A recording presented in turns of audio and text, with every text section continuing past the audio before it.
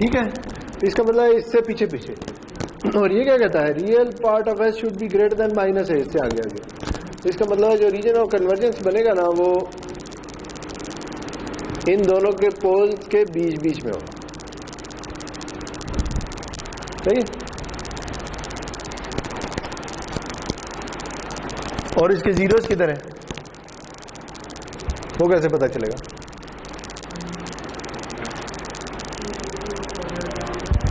इसे मजीद सॉल्व करना पड़ेगा।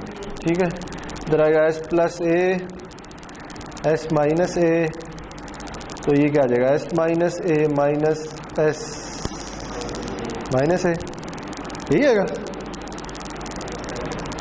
S plus A minus S minus A, ये तो एस एस कैंसिल हो जाएंगे, आ जाएगा minus 2a over S plus A और एस माइनस ए। हाँ जी, तो क्या ख्याल है? अब जीरोस किधर है? एस की कौन सी वैल्यू पे ये जीरो हो जाता है? जीरो पे कैसे होता है?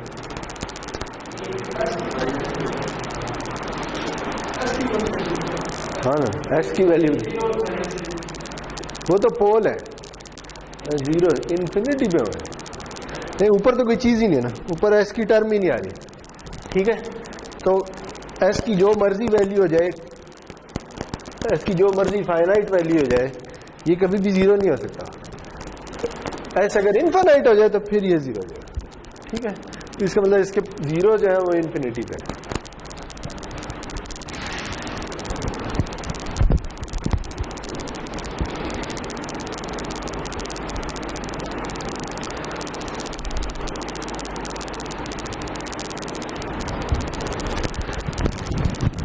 अच्छा जी, हमने इस एग्जाम्पल में क्या देखा है? हमने ये देखा है कि ये जो सिग्नल है, ठीक, ये सिग्नल जो है ये इसे कहते हैं, यानी इस लैप्लास ट्रांसफॉर्म के कॉन्टेक्स्ट में से कहते हैं both sided signal.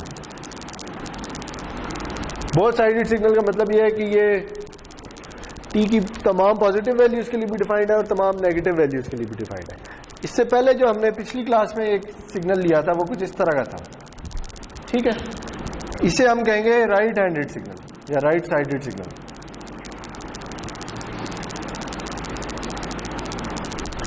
Right sided signal का मतलब यह है कि ऐसा सिग्नल के जो टी की किसी वैल्यू से शुरू हो और फिर उससे बड़ी वाली वैल्यूज के लिए डिफाइंड हो। और फिर एक लेफ्ट हैंडेड सिग्नल भी होगा जो कि कुछ इस तरह का होगा।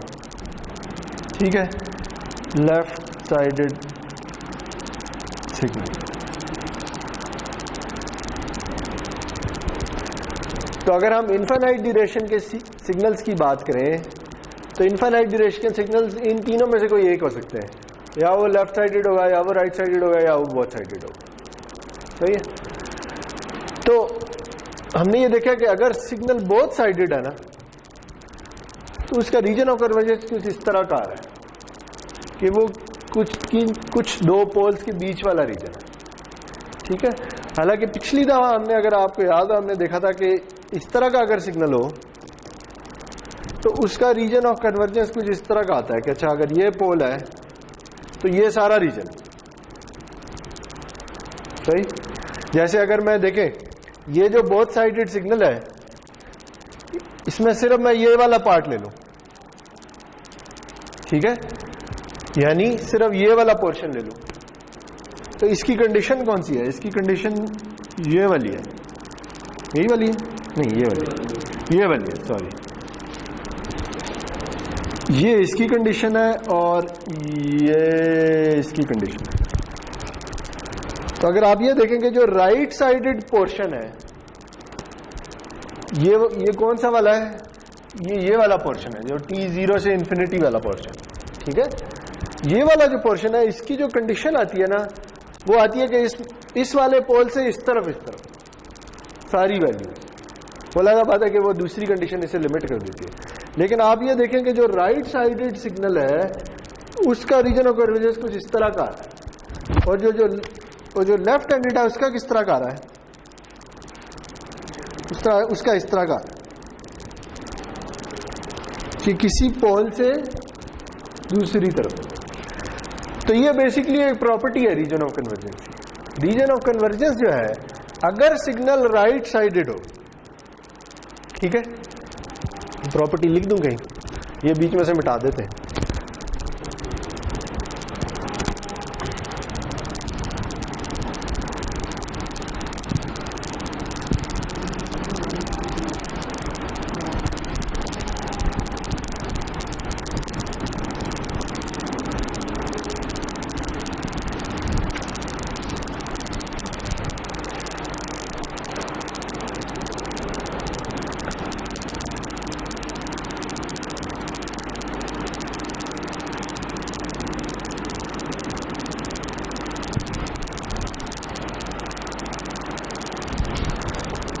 अच्छा जी, प्रॉपर्टी ये है, if A signal is right handed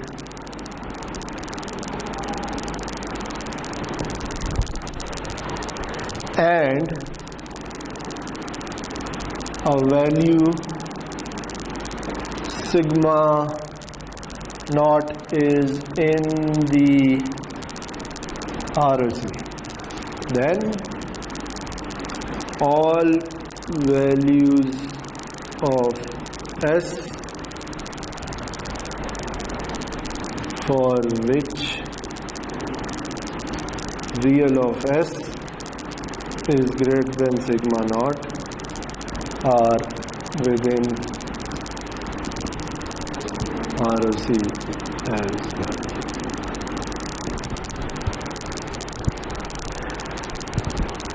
लिख लें बेशक, फिर देखते हैं कि ये क्या, इसका मतलब क्या है।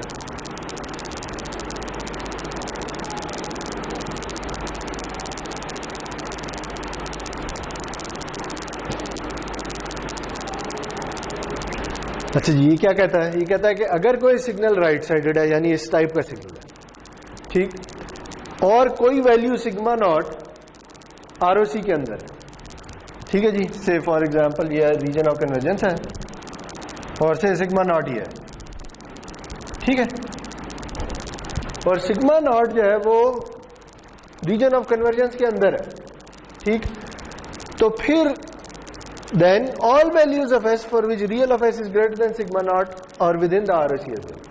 यानी S की वो तमाम वैल्यूज जिनके लिए सिग्मा नॉट यानी रियल, जिसके लिए S का रियल पार्ट सिग्मा नॉट से बड़ा है, वो सब की सब रीजन ऑफ कन्वर्जेंस के अंदर होंगे। आज हम यही स्टेटमेंट क्या कहने की कोशिश करिए, ये स्टेटमेंट ये कह रही है कि अगर sigma naught region of convergence के अंदर है, तो इसका मतलब है कि ये पूरी की पूरी लाइन रीजन ऑफ कन्वर्जेंस के अंदर है। ये हम पढ़ चुके हैं, याद है कि किस मैटर सिर्फ रियल पार्ट करता है, इमेजिनरी पार्ट नहीं करता। अगर सिग्मा की कोई एक वैल्यू रीजन ऑफ कन्वर्जेंस के अंदर है, ये ओमेगा है और ये सिग्मा है, तो ओमेगा की तमाम वैल्यूज इसके अंदर हो, ठीक हो गया। अब वो ये कह रहा है कि अगर ये रीजन ऑफ कन्वर्जेंस के अंदर है, तो इससे बड़े बड़े तमाम नंबर सारे के सारे रीजन ऑफ कन्वर्जेंस के अंदर है, जैसा कि ये ड्रॉ हुआ, ठीक, कि जो राइट साइडेड सिग्नल है उसका रीजन ऑफ कन्वर्जेंस किसी पोल से शुरू होकर दूसरे साइड पर होता है, ठीक है जी। ये बाउंडेड किसी पोल से ही होगा, यानी इसका एंड किसी पोल पे ही आके होगा, ठीक है, क्योंकि पोल अगर एक दफा आ गया तो उससे आगे तो आप जा ही नहीं सकते, सही जी। देखें फॉर एग्जांपल, अब देखें अगर ये 3 पोल है, सही है, और आपको कोई कह देता है कि ये राइट साइडेड सिग्नल के लैप्लास ट्रांसफॉर्म के पोल्स हैं और इसका रीजन ऑफ कन्वर्जेंस बताएं, तो आपके ख्याल में रीजन ऑफ कन्वर्जेंस क्या होगा? वो इस पोल से इस तरफ होगा। क्यों? क्योंकि इससे पीछे तो जा ही नहीं सकते, और इससे पीछे रीजन ऑफ कन्वर्जेंस वैसे तो ये भी हो सकता है और ये भी हो सकता है, लेकिन ये दोनों राइट साइडेड सिग्नल के रीजन ऑफ कन्वर्जेंस नहीं हो सकते, क्योंकि ये प्रॉपर्टी ये कहती है कि अगर कोई वैल्यू रीजन ऑफ कन्वर्जेंस के अंदर आ गई तो उससे बड़ी तमाम वैल्यूज उसके अंदर होनी चाहिए, वो तो इसके लिए ट्रू ही नहीं है। तो लाजमी है कि जो भी राइट मोस्ट पोल है ना, उससे इधर इधर रीजन ऑफ कन्वर्जेंस होगा, ठीक है। अच्छा, इसकी वजह क्या है? देखिए, राइट साइडेड सिग्नल कुछ इस तरह का होगा, या कुछ भी हो सकता है, इस तरह का होगा, यानी किसी नंबर से शुरू, या कुछ इस तरह का होगा, ऐसा ही होगा ना, यानी या उसकी वैल्यू बढ़ रही होगी या कांस्टेंट होगी या कम हो रही होगी या कहीं वेरी कर रही होगी। अब ये देखें कि हम कर रहे क्या है। अगर हम इक्वेशन लिख लें लैप्लास ट्रांसफॉर्म की, वो क्या होती है, x of S equals x of T E of minus S T D T, यही होती है। अगर मैं इसको खोल लूँ, एस को सिग्मा प्लस जे ओमेगा लिख दूँ, तो ये होती है ई of minus sigma T E of minus J omega T D T, यही होती है। देखिए हो क्या रहा है, हो ये रहा है कि आप अपने सिग्नल को एक एक्सपोनेंशियल के साथ मल्टीप्लाई कर रहे हैं और फिर उसका फोरियर ट्रांसफॉर्म ले रहे हैं। ये हमने पिछली दफा देखा था। ये जो एक्सपोनेंशियल है, अगर मैं कह दूं कि sigma naught region of convergence के अंदर है, इसका मतलब यह है कि अगर मैं इधर सिग्मा नॉट डाल दूं तो मैं ये इंटीग्रल कैलकुलेट कर सकता हूं, तभी रीजन ऑफ कन्वर्जेंस के अंदर है ना, वरना तो कर ही ना सकता हूं। तो अब अगर मैं सिग्मा नॉट से बड़ी वैल्यू डाल देता हूं तो ये तो मजीद डिकेइंग एक्सपोनेंशियल हो जाएगा। तो अगर मजीद डिकेइंग एक्सपोनेंशियल हो जाता है तो लाजमी बात है कि उसका भी इंटीग्रल कैलकुलेट हो सकता हूं। ये आर्गुमेंट समझ आया मैंने क्या कहने की कोशिश की है। देखिए ये लैप्लास ट्रांसफॉर्म की इक्वेशन है। हमने कहा कि सिग्मा नॉट जो है ना वो रीजन ऑफ कन्वर्जेंस के अंदर है। इसका मतलब है कि सिग्मा नॉट पे ये इंटीग्रल कैलकुलेट हो सकता है, तभी रीजन ऑफ कन्वर्जेंस के अंदर है। अब अगर मैं सिग्मा नॉट से बड़ी वैल्यू ले लेता हूं तो मैंने इसको मजीद डिकेइंग कर दिया है। मजीद डिकेइंग का मतलब यह है कि अगर ये सिग्नल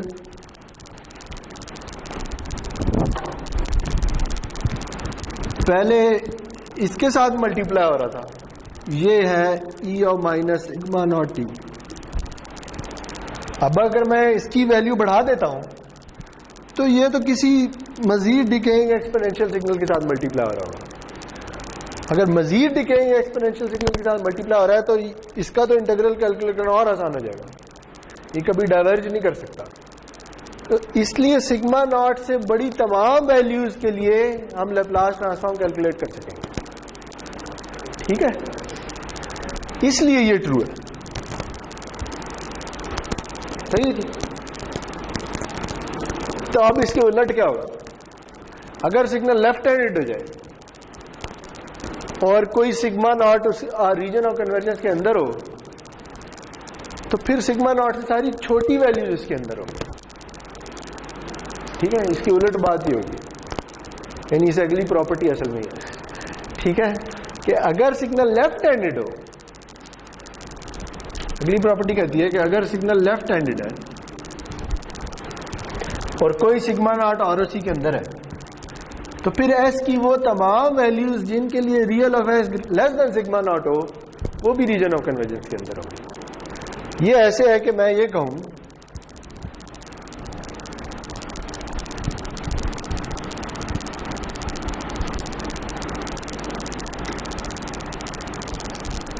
कि अगर ये सिग्मा नॉट है और ये वाली लाइन रीजन ऑफ कन्वर्जेंस के अंदर है तो फिर ये सारी की सारी इसके अंदर होगी। सिग्मा नॉट से छोटी वाली तमाम वैल्यूज रीजन ऑफ कन्वर्जेंस के अंदर है, ठीक है। तो फिर अगेन अब अगर कोई सिग्नल है, लेफ्ट हैंडेड सिग्नल है और उसके ये दो पोल्स हैं, तो इसका रीजन ऑफ कन्वर्जेंस लाजमी है कि इस तरह का, ठीक है। तो लेफ्ट साइडेड सिग्नल का region of convergence left most pole से लेफ्ट साइड पे होगा, ठीक है, सही है जी। तो अब एक और चीज रह गई है, वो है कि अगर सिग्नल बोथ साइडेड हो तो फिर बीच में होगा, ठीक है, फिर किसी दो पोल्स के बीच में होगा, सही है। तो अब ये देखें, एक एग्जाम्पल कर लेते हैं।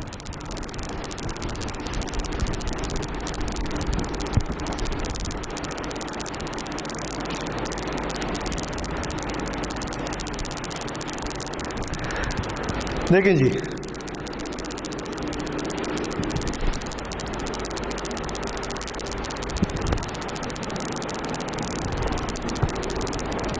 एक सिग्नल है जिसके लैप्लास ट्रांसफॉर्म में 3 पोल, ठीक है, और आपको ये बता दिया जाता है कि ये राइट साइडेड सिग्नल है और इसका रीजन ऑफ कन्वर्जेंस प्लॉट करें तो वो किस तरह का होगा?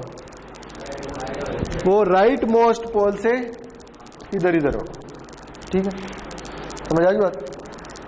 अब अगर आपको कोई कहता है अच्छा ये राइट साइडेड नहीं है, ये लेफ्ट साइडेड है, तो फिर इधर से इधर इधर होगा, ठीक है। अब अगर आपको बता देता है कि ये बोथ साइडेड है तो फिर क्या होगा? फिर बताएं क्या होगा? फिर क्या होगा ये बताएं? ये वाला होगा या ये वाला होगा? ये कैसे पता चला आपको? यानी ये ही क्यों होगा, ये क्यों नहीं हो सकता?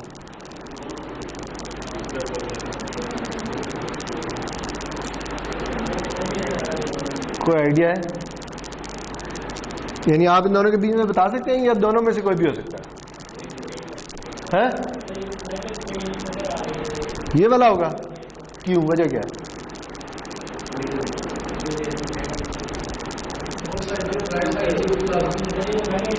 नहीं, राइट वाला तो ये हो गया, लेफ्ट वाला ये हो गया। अब मैं कह रहा हूं बोथ साइडेड है तो फिर क्या होगा? ये भी हो सकता है और ये भी हो सकता है, इनमें से कौन सा होगा? क्या आप बता सकते हैं? ये नहीं बता सकते। अच्छा, मैं थोड़ी और इंफॉर्मेशन दे देता हूँ, ठीक है। सिग्नल बोथ साइडेड है और वो एब्सोल्युटली इंटेग्रेबल भी है। अब बताएं उसका रीजन ऑफ कन्वर्जेंस कौन सा? अब आप बता सकते हैं। ये वाला होगा, क्यों?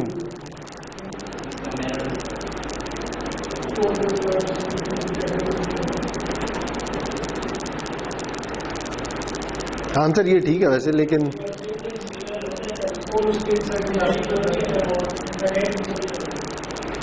क्या होता है? वो तो किसी में भी पोल नहीं आ रहा।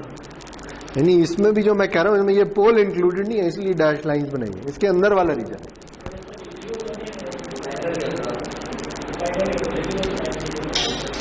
क्या होगा?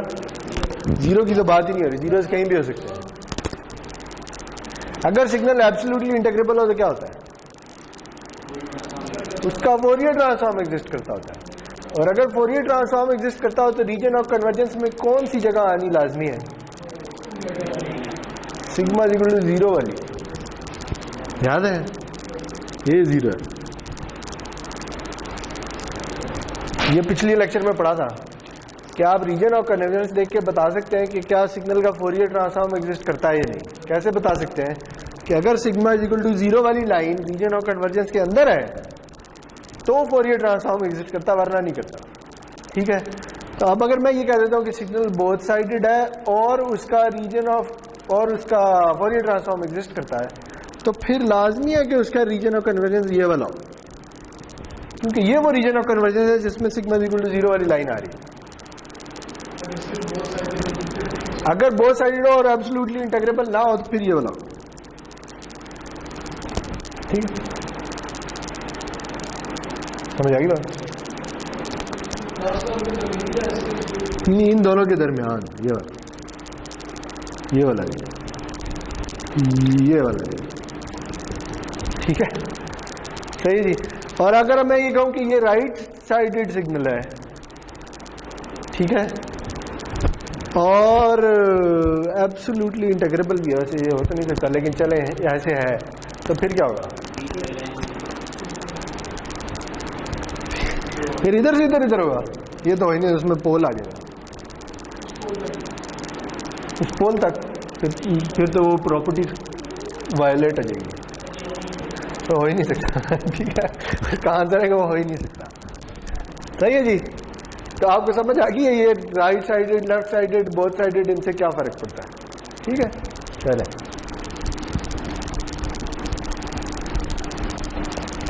तो अभी तक जो बात हो रही थी ना, वो हो रही थी इनफाइनाइट ड्यूरेशन के सिग्नल्स की। यानी जब मैं कहता हूं कि ये सिग्नल राइट साइडेड है तो वो किसी वैल्यू से शुरू होकर t इक्वल टू इन्फिनिटी तक चलता जाता है।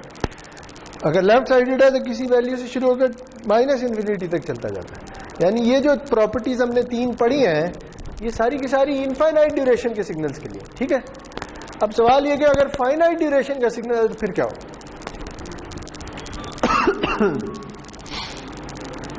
If a signal is of finite duration and absolutely integrable,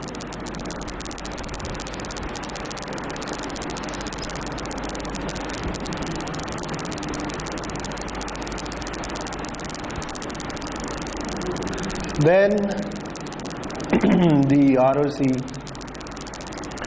is the whole S-plane.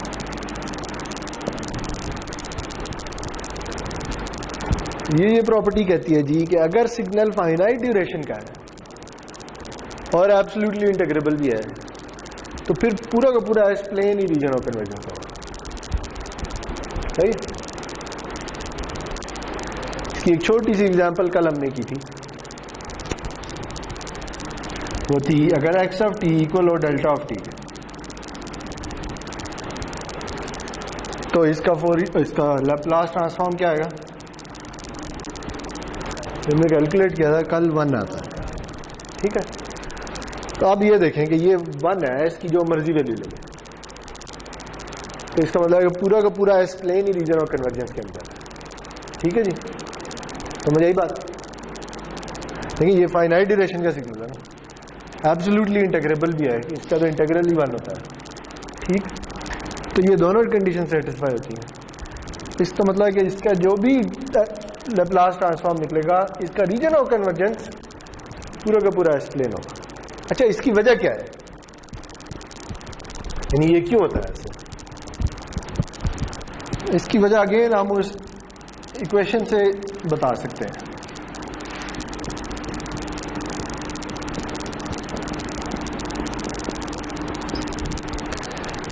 देखिए इसकी वजह यह है कि जब हम लैप्लास ट्रांसफॉर्म कैलकुलेट करें तो हम ये कैलकुलेट करें, ठीक है। इसे आप ऐसे सोच सकते हैं कि मैं इस सिग्नल का फोरियर ट्रांसफॉर्म कैलकुलेट कर रहा हूं, ठीक है जी। हमें यह बता दिया गया है कि ये सिग्नल जो है खुद ये फाइनाइट ड्यूरेशन का भी है और एब्सोल्युटली इंटीग्रेबल भी है। इसका मतलब इसका तो फोरियर ट्रांसफॉर्म एग्जिस्ट करता है। अगर मैं इसे इसके साथ मल्टीप्लाई कर भी देता हूं, ठीक है, सिग्मा की जो भी वैल्यू हो, इसने फिर भी एब्सोल्युटली इंटीग्रेबल ही रहना, ठीक है। क्यों? क्योंकि ये फाइनाइट ड्यूरेशन का है। अगर मैं इसे ई ऑफ 100t से भी मल्टीप्लाई कर दूं तो वैल्यू जो मर्जी है होगी एब्सोल्युटली इंटीग्रेबल ही। बात समझ आ रही है? क्योंकि इसने कभी इनफाइनाइट नहीं होना। क्यों नहीं होना? क्योंकि टी जो है वो फाइनाइट ड्यूरेशन है, टी की कोई फाइनाइट ड्यूरेशन, चाहे जो मर्जी वैल्यू है, लेकिन है फाइनाइट। जब ये फाइनाइट है तो ये कभी इनफाइनाइट हो ही नहीं सकता, ये खुद कभी इनफाइनाइट नहीं हो सकता। दोनों की ड्यूरेशन फाइनाइट है तो ये दोनों एब्सोल्युटली इंटीग्रेबल हो। अगर होंगे तो इसका मतलब है कि सिग्मा की जो मर्जी वैल्यू ले लें ये निकल आएगा। अगर सिग्मा की हर वैल्यू के लिए निकल आएगा तो पूरा का पूरा एस प्लेन ही रीजन ऑफ कन्वर्जेंस के अंदर, ठीक है जी। बात समझ आई? इसकी एक और एग्जांपल कर लेते हैं।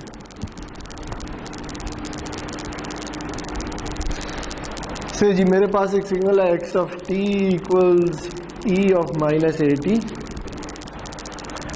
Where t goes from 0 to t।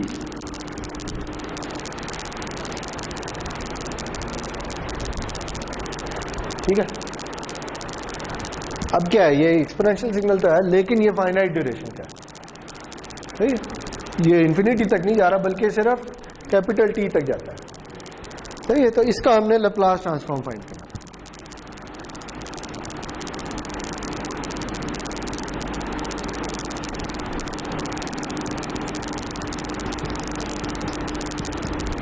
तो ये आ जाएगा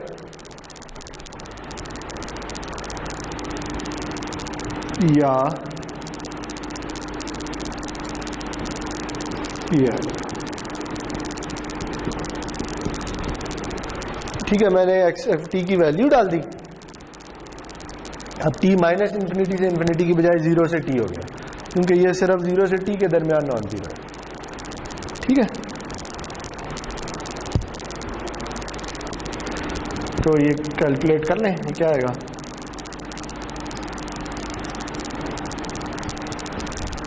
ये आ गया। अब देखें, क्या हमें ये देखने की जरूरत है कि ये किन वैल्यूज के लिए डिकेइंग है और किन वैल्यूज के लिए ग्रोइंग है? नहीं। क्यों? क्योंकि ये ड्यूरेशन ही इनफाइनाइट नहीं बल्कि फाइनाइट है। तो जब ड्यूरेशन फाइनाइट होगी तो चाहे जो मर्जी वैल्यू हो, आंसर निकल आना है। ठीक है,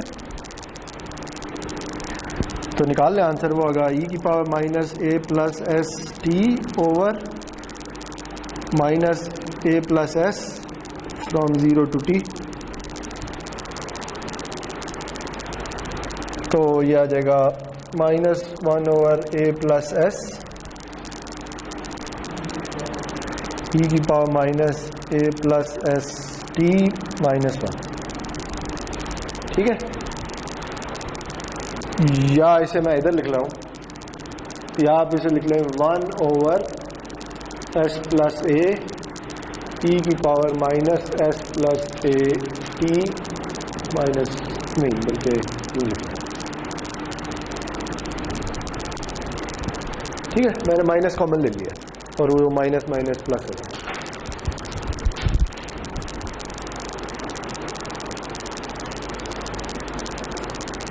तो अब बताएं इसका रीजन ऑफ कन्वर्जेंस क्या है?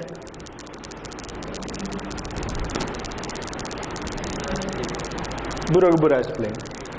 ठीक है, तो अब बताएं इसके पोल किधर है?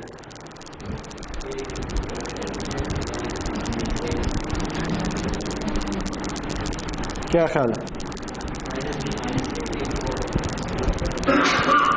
पोल किधर है?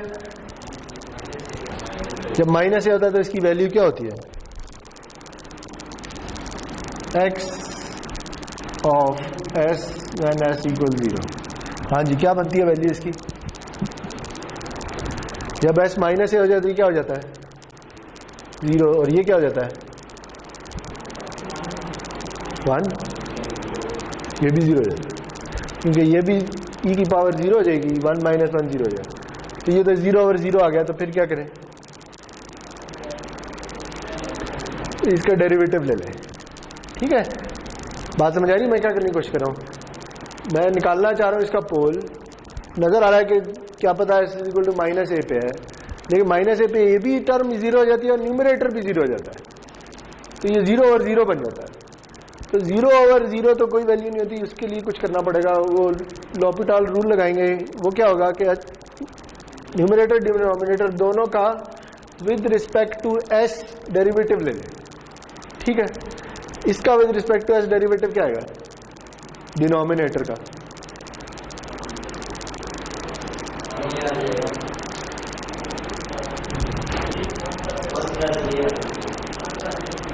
ऑफ 1 प्लस ए क्यों आएगा?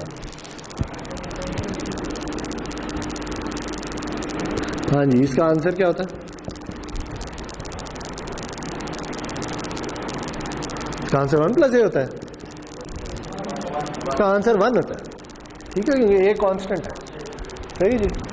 तो डिनोमिनेटर तो खत्म हो गया, ऊपर चले। ऊपर क्या आएगा? हाँ, 1 का डेरिवेटिव क्या आएगा? 0। अच्छा, आगे इसका डेरिवेटिव माइनस e की power minus S plus A T into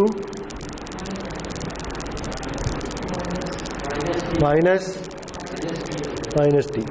ठीक है, ये न्यूमरेटर का डेरिवेटिव है। डेरिवेटिव निकला। अब इसमें s is equal to minus A डाल दें, तो डाल दें, ये खत्म हो जाएगा, ये माइनस माइनस भी खत्म हो जाएगा। तो वैल्यू क्या रह जाएगी? t। ठीक है, तो फिर पता क्या चला? ये तो पोल नहीं है, यानी अब s को माइनस ए डाल दें तो इसकी वैल्यू तो t निकलती है, बजाय 0 निकलने के। तो फिर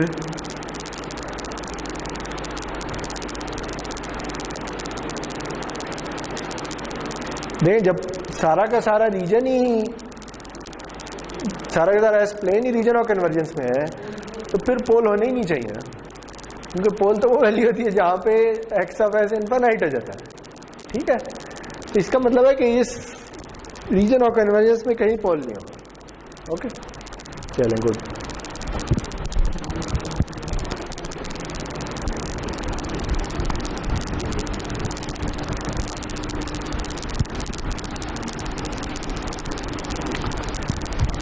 अच्छा जी, अब कौन सी प्रॉपर्टी रह गई है?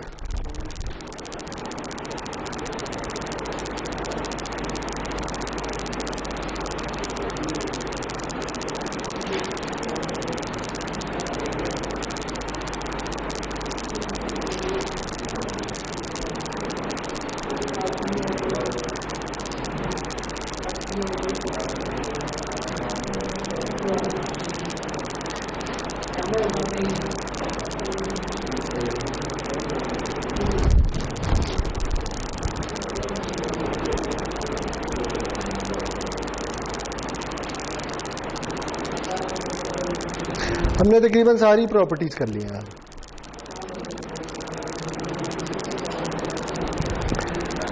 अच्छा जी, तो अब हम आगे चलने लगे हैं फिर।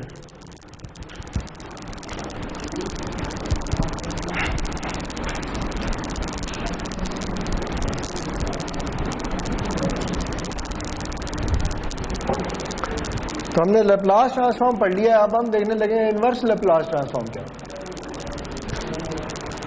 ठीक है। कि हमने ये तो देख लिया है कि अच्छा एक्स ऑफ टी से वापस एक्स ऑफ एस की तरफ कैसे जाना है, सॉरी एक्स ऑफ टी से एक्स ऑफ एस कैसे जाना है। तो अब ये देखना है कि वापस कैसे आना है, ठीक है। अगर आपको किसी सिग्नल का लैप्लास ट्रांसफॉर्म दिया हुआ हो तो ये कैसे पता चलाएंगे कि वो किस सिग्नल का लैप्लास ट्रांसफॉर्म, सही।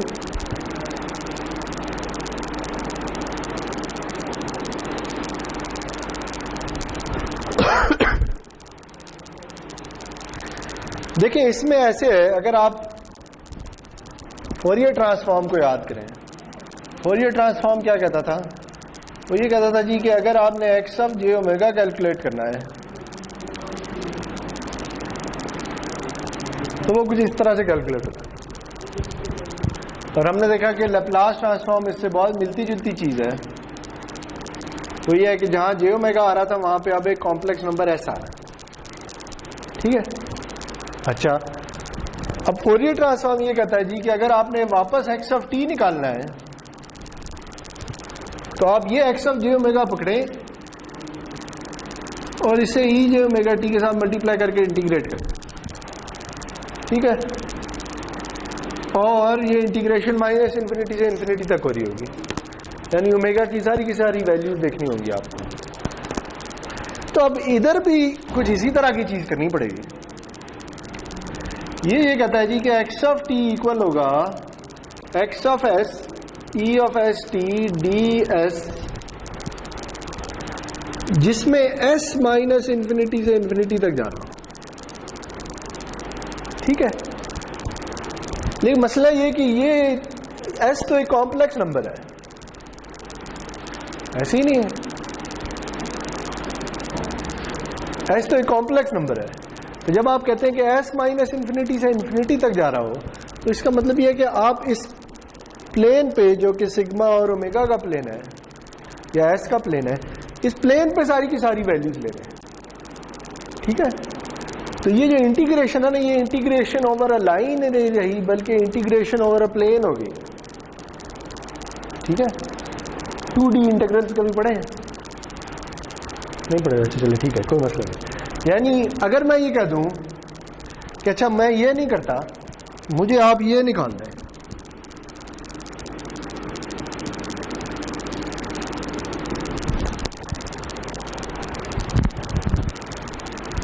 तो अब शायद कुछ बात बन सकती है।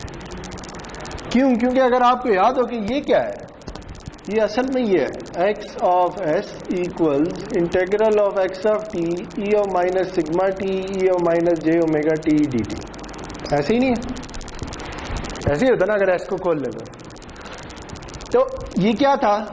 ये था इस सिग्नल का फोरियर ट्रांसफॉर्म। तो अगर मुझे यही सिग्नल वापस चाहिए तो मैं क्या करूंगा, मैं इसका इनवर्स फोरियर ट्रांसफॉर्म ले लूंगा यूजिंग सिग्मा की जो वैल्यू जो आपने मुझे दी है, ठीक है।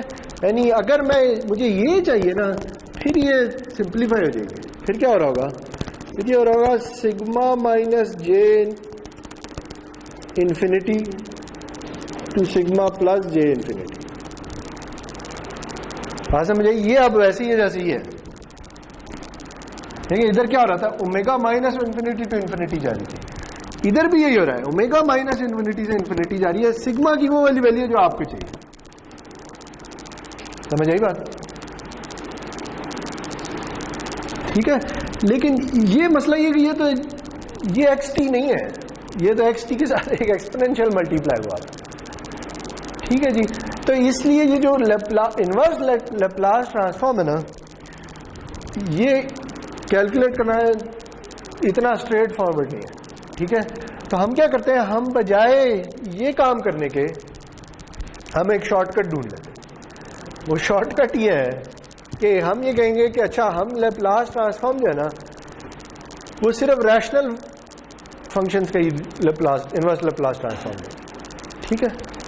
और रैशनल फंक्शंस कब आते हैं लैप्लास ट्रांसफॉर्म में, जब एक्सपोनेंशियल सिग्नल हो। यानी जैसे हमने ये देखा था कि अगर एक्स ऑफ टी हो ई of minus A T U T, तो इसका लैप्लास ट्रांसफॉर्म आता है 1 ओवर एस प्लस, याद है। और इसकी कंडीशन ये होती है कि sigma should be greater than minus A, ठीक। अगर ये एग्जांपल हमने कल की थी, अगर एक्स ऑफ टी हो दूसरी तरफ यानी minus A of minus A T U of minus T, मैं फ्लिप कर दूं तो लैप्लास ट्रांसफॉर्म तो यही आता है, लेकिन ये कंडीशन उलट हो जाती है। ये कंडीशन हो जाती है sigma should be less than minus, ठीक है। ये दो एग्जांपल्स हमने कल की थी। तो ये क्या आ रहा है, ये अब रैशनल फंक्शन है, ये भी रैशनल फंक्शन है, ठीक है। यानी किसी न्यूमरेटर और डिनोमिनेटर की बात हो रही है। या हमने एक और एग्जांपल की थी जिसमें कुछ इस तरह का भी आ रहा था, S minus 1 over S minus 2 into S minus 3 से कुछ इस तरह का है, याद है। तो ये सारी एग्जांपल्स हैं रैशनल फंक्शंस की, कि जब लैप्लास ट्रांसफॉर्म कोई रैशनल फंक्शन है, ठीक है। तो हम ये कहते हैं कि हम सिर्फ इनका इनवर्स लैप्लास ट्रांसफॉर्म डिस्कस करेंगे, क्योंकि ये ऐसे लैप्लास ट्रांसफॉर्म है कि जिनको देख के ही हम बता सकते हैं कि सिग्नल क्या होगा, ठीक है। तो इसका तरीका ये है जी कि अगर आपको कोई लैप्लास ट्रांसफॉर्म दिया हुआ है ना, तो इसे आप इस फॉर्म में लाने की कोशिश करें। या अगर मैं थोड़ा जनरलाइज कर दूं, आप इसे इस फॉर्म में लाने की कोशिश करें। अगर हम इसे इस फॉर्म में ले आए, अब मुझे पता है कि इसका इनवर्स लैप्लास ट्रांसफॉर्म क्या होगा और इसका इनवर्स लैप्लास ट्रांसफॉर्म, ठीक है। वो डिपेंड करता है कि ये कंडीशन क्या है, सही। लेकिन कंडीशन हमें दी हुई होगी। पहला सवाल ये कि ये कैसे करना है, ये पार्शियल फ्रैक्शन से करना है, ठीक है। तो आपको जब भी इस तरह का लैप्लास ट्रांसफॉर्म दिया गया हो और आपको कहा जाए कि अच्छा इसका इनवर्स लैप्लास ट्रांसफॉर्म फाइंड करें, तो आप हमेशा पार्शियल फ्रैक्शन करेंगे। पार्शियल फ्रैक्शन करने के बाद आप देखेंगे ये कंडीशन क्या है, उस कंडीशन के मुताबिक आप बताएंगे कि अच्छा सिग्नल क्या होना चाहिए, ठीक है।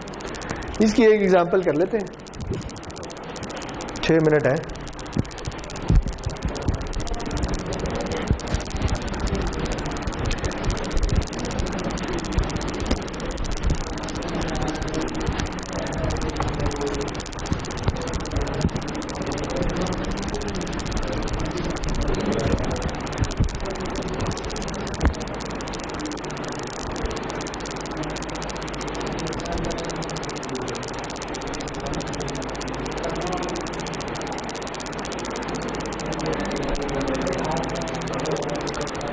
अच्छा जी, तो एग्जांपल ये कहती है कि एक्स ऑफ एस है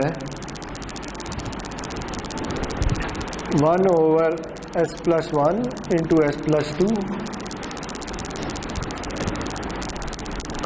कंडीशन है कि real of S is greater than -1, ठीक है। तो पहले तो मुझे ये बताएं कि ये राइट साइडेड सीक्वेंस है, लेफ्ट साइडेड है, बोथ साइडेड है? ये राइट साइडेड है। ये कैसे पता चला? ये इसे देख के पता चला, ठीक है, कि ये किसी नंबर से शुरू होके इससे आगे आगे जा रहा है। ओके, तो अब हमने क्या करना है? इसकी पार्शियल फ्रैक्शन करनी है। तो बताएं कि पार्शियल फ्रैक्शन कैसे करते हैं। इसे हम अज्यूम कर लेंगे ये इक्वल है a over s plus 1 plus b over s plus 2 के। फिर क्या करेंगे? इन्हें मल्टीप्लाई कर लेंगे। क्या करते थे? अच्छा, क्या आएगा? 1 is equal to a into plus b s plus 1। अब क्या करेंगे? s की वैल्यू डाल देंगे। Let s is equal to -2। अगर एक इसको -2 डाल दें तो क्या आएगा? 1 इक्वल्स b इंटू -1। तो b क्या आ जाएगा? b -1 आ जाएगा। फिर अगर मैं कह दूँ लेट s इक्वल्स -1 तो फिर क्या होगा? 1 इक्वल्स a इंटू 1। तो ये आ जाएगा a इज इक्वल टू 1। ठीक है जी। तो क्या बनेगा? बनेगा ये कि ये इक्वल है 1 over s plus 1 minus 1 over s plus 2 का। ठीक हो गया? तो आप बताएं जी इसका क्या आएगा? देखिए ये हमें पता चल गया कि अब ये एक्सपोनेंशियल आने हैं। इसके दो पोल्स हैं। एक पोल किधर है? -1 पे, दूसरा पोल किधर है? -2 पे। रीजन ऑफ कन्वर्जेंस क्या है? ये सारा।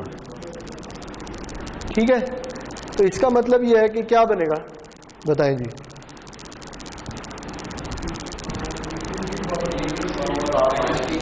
e की पावर -t ut भी आएगा माइनस e की पावर -2t ut। ठीक हो गया? सही है?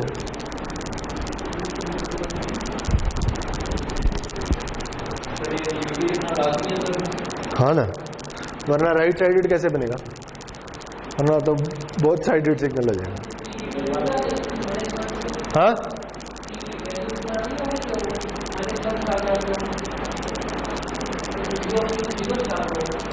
तो 0 से ही हो रहा है। ये पोल है, इसका टाइम से तो कोई ताल्लुक नहीं है। ये एस प्लेन की बात हो रही है, ये टाइम की बात हो रही है। ये तो पोल यहां से आ रहा है। ठीक है, ये वो शिफ्ट नहीं है जो दूसरा शिफ्ट हो जाता है, उसकी बात बाद में आएगी। लेकिन अभी देखिए ये तो पोल डिफाइन कर रहा है। ठीक है, ये एक ही वैल्यू है जो इधर आएगी और इधर आएगी। सही है? बस कर दें, क्लास है कोई?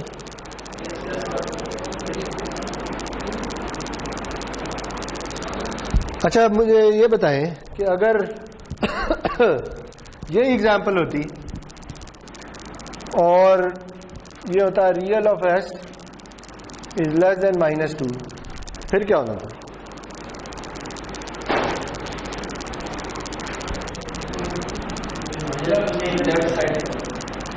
फिर ये है। ठीक है, तो अब क्या होगा?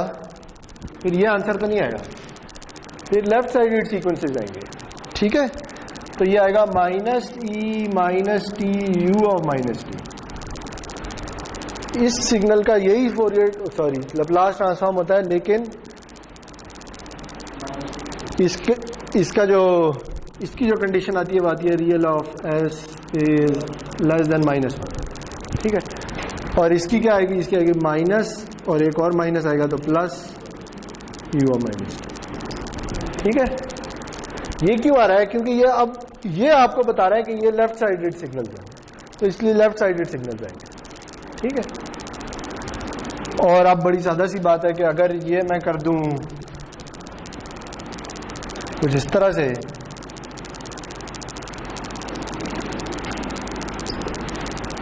तो फिर क्या होगा? बोथ साइडेड तो हो गया, लेकिन कौन सा किस साइड पे है ये कैसे पता चलेगा?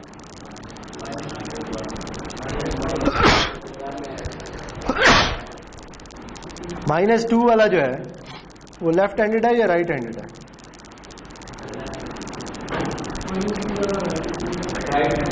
-2 वाला राइट हैंडेड है, -1 वाला लेफ्ट हैंडेड है। ये समझ आ रही है?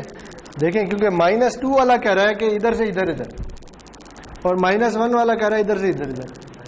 तो इसका मतलब है -2 वाला राइट हैंडेड है और -1 वाला लेफ्ट हैंडेड है।